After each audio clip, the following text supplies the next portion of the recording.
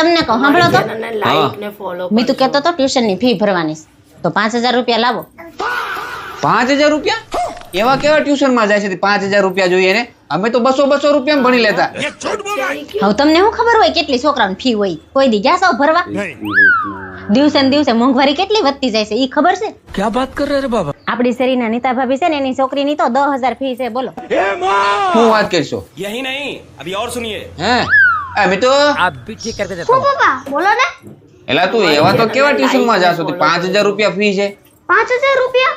અરે પપ્પા મેં તો મમ્મીને 2000 રૂપિયાનું જ કીધું તું.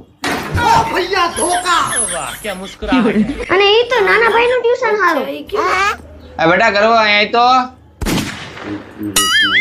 બેટા તારે ટ્યુશન ની ફી ભરવાની હોય ને ત્યારે ડાયરેક્ટ મારી પાસે માંગી લેવાના હો. હાલે તારે 2000 રૂપિયા. મારા ટ્યુશનની ફી તો 800 રૂપિયા જ છે.